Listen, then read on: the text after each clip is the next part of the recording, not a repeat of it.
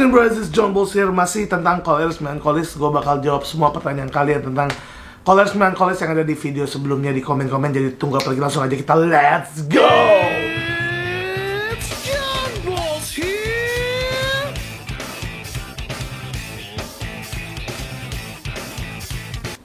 Alright, got my phone here. Sekarang kita buka YouTube dan kita lihat komen-komennya. Let's go. Dari Anisha Kurnia, kolemo itu kan biasanya paling gak touchy. Nah, yang bikin herannya kalau sama temen deket itu bisa touchy banget, tapi giliran ke ortu mau meluk aja susah banget. Itu kenapa dong? Tentu aja orang kole itu nggak touchy karena dia bukan orang pragmatis yang bahasa kasihnya sentuhan fisik. Itu kenapa yang buat rentetan orang-orang koleris, mau koleris melankolis, koleris sanguinis, sanguinis koleris, melankolis koleris, dia nggak terlalu suka touchy-touchy. Tapi kenapa kalau ke temen deket bisa touchy-touchy?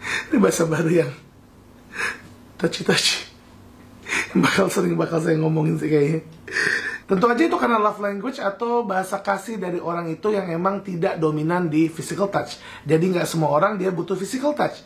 Ada sih orang kolemelo yang physical touch-nya cuma sama orang tua. Ada juga yang cuma sama teman-teman dekat. Tapi kalau mungkin dia orangnya pragmatis melankolis, dia bisa ke teman dekat, ke orang tua, ke pasangan, ke anaknya, dan lain-lain. Tapi kalau kolemelo ya cuman kayak beberapa aja yang bisa dia touchy-touchy. Oh iya. Jadi hubungannya adalah dari kayak tingkatan baterai kasih kalian. Mungkin kalau misalnya pelayanan, si kolemelo ini bisa aja dia dapat dari teman-teman dan orang tuanya. Tapi kalau touchy-touchy, dia nggak bisa dapat dari semuanya. Jadi kalau nanya jawabannya kenapa? Karena baterai kasihnya. Well, nggak selalu dia bisa sama teman dekatnya aja sih. Ada juga kolemelo yang bisa sama orang tuanya aja. Jadi ya karena baterai kasih, jadi kalian nggak butuh touchy-touchy ke semua orang. Touchy-touchy. Next, kalau mau bedain Melo Kole sama Kolemelo, aku lihat suaminya Tashi sama Tasya Farasya, dok. Melo Kole yang suaminya Tashi jelasin detail panjang lebar waktu klarifikasi, agak bertele-tele. Tasya Farasya yang Kolemelo beraksinya di belakang layar. Hah? Oh, ini mau ngasih tahu. Ini mungkin mau ngasih tahu kalau bedain orang Melo Kole sama Kolemelo. Sebenarnya sih ada yang lebih simple. Kalau mau bedain orang ambivert, kita lihat dia lebih ekstrovert atau lebih introvert. Kalau misalnya dia lebih ekstrovert, artinya dia dominan ekstrovertnya. Kalau dia nggak kolemelo ya sanguine plagy. Kalau dia lebih introvert ya dominan melo kole atau plagy sanguine-nya. Itu lebih simple. Atau kalau kita mau bedain kolemelo sama melo kole, yang lebih simple itu adalah apakah dia hasratnya sempurna dulu atau hasrat pengaturnya dulu.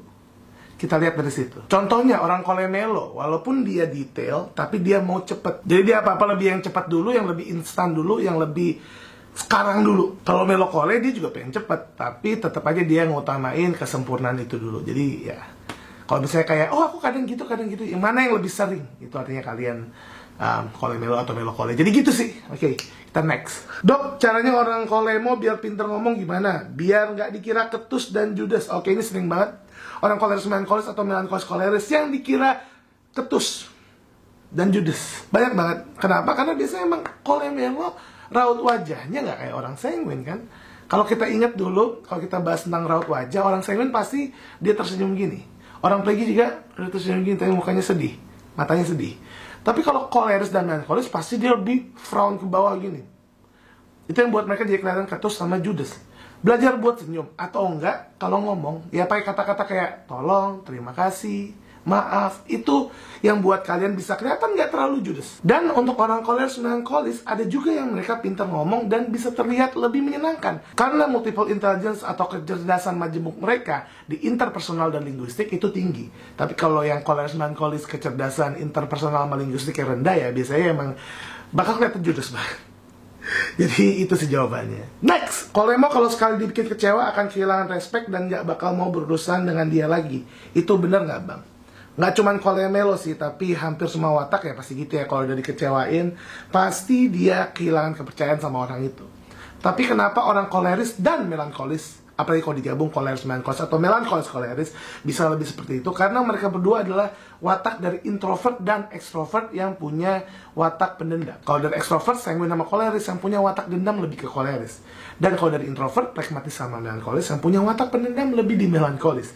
Jadi kalau digabung koleris dan melankolis, ya mereka agak lebih susah untuk berurusan dengan orang yang mereka udah kecewa. Yang udah mengecewakan mereka dan buat mereka marah, itu susah banget. Dibanding sama orang yang mungkin pragmatis sanguinis, sanguinis pragmatis, atau mungkin sanguinis koleris. Yap, jadi kayak gitu sih. Jadi jawabannya itu benar atau enggak? Ya benar. Minta tolong lagi dong dok, bedanya watak melankolis sama kelainan ADHD dan autism. Soalnya banyak banget ibu-ibu yang self-diagnosis anaknya yang ADHD, yang autis kan kasihan anaknya. Biasanya sih yang suka dibilang anak ADHD itu anak sanguin atau anak koleris sih. Tapi kadang-kadang ada juga anak koleris melankolis yang suka dibilang ADHD. Well, ini bahasan panjang jadi bakal kita bahas di video lainnya. Jadi ya, stay tune. Next, dari Yutika Channel. Asik akhirnya, jazakallah dokter. Oke, you're welcome. By the way, memang komennya Kolemo tuh kejam ya. Gimana ya dok cara nasihatin anak murid di kelas supaya mereka tetap jerah, tapi nggak terlalu sakit hati sama omongan kita? Oh, ini kakaknya Kolemelo kayaknya. Tapi tetap mikir gitu, karena di otakku marahin sekali-sekali juga perlu biar berubah. Meski sekali udah dimarahin, nggak tega lihat ekspresi anaknya. Yap, emang Kolemelo tuh dibilang kejam, dikira bilang tegaan, karena kolenya yang straightforward ya, yang langsung kayak ngomong apa adanya, dan melankolisnya yang emang tidak mempermanis kata-kata kayak orang sanguin. Itu kenapa kata-kata orang koleris melankolis lebih kelihatan kejam. Seperti biasa kalau kita mau negur orang biar dia nggak terlalu sakit hati, tegurlah 1 lawan 1. Dan biasanya kalau kita mau menegur seseorang, abis kita memberitahu kekurangannya, berikanlah harapan. Dengan kita memberikan harapan ke mereka, apa yang kita harapkan, artinya mereka juga mikir, ternyata dia marah ke aku karena dia punya harapan kalau aku bisa jadi baik, kalau aku bisa berubah. Itu yang buat orang jadi lebih nggak terlalu sakit hati kalau ditegur. Jadi menegur orang itu sangat boleh, tapi jangan lupa untuk kalian ucapkan harapan kalian ke mereka. Oke, jadi gitu ya.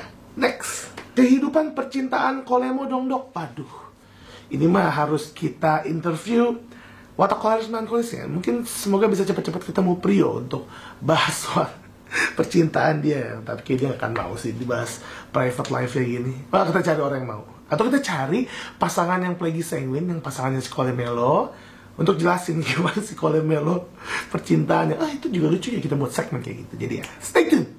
Kebanyakan segmen tapi nggak ada yang dilakukan. Yep, I'm running out of time here. Next, dari Cici Cahyani Febriani, suka banget. Masya Allah, Masya Allah.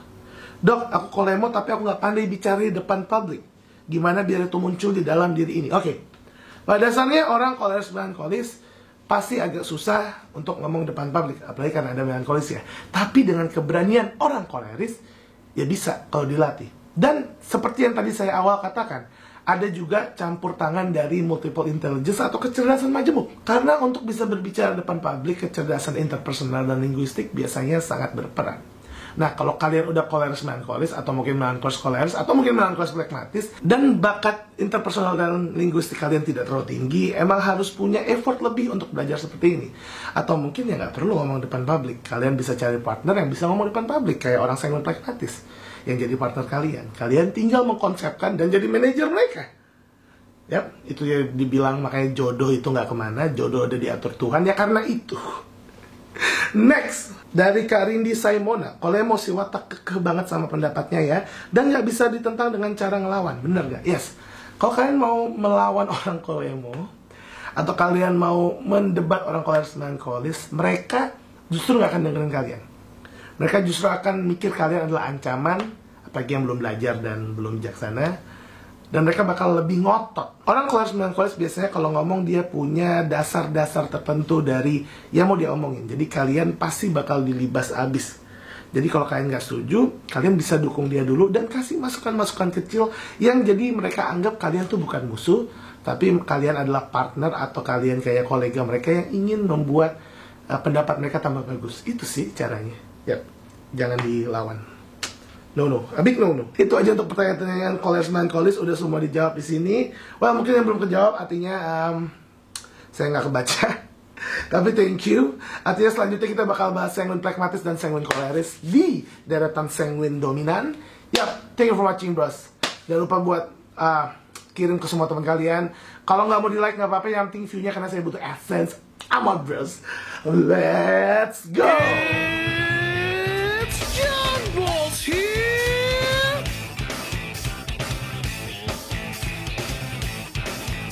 Karena untuk berbicara di depan publik kecerdasan, karena no. Karena untuk bicara di depan publik kecerdasan interpersonal dan linguistik sangat lumayan. Itu kenapa yang buat belum apa-apa juga. Walaupun gak sepandai bicara Olang.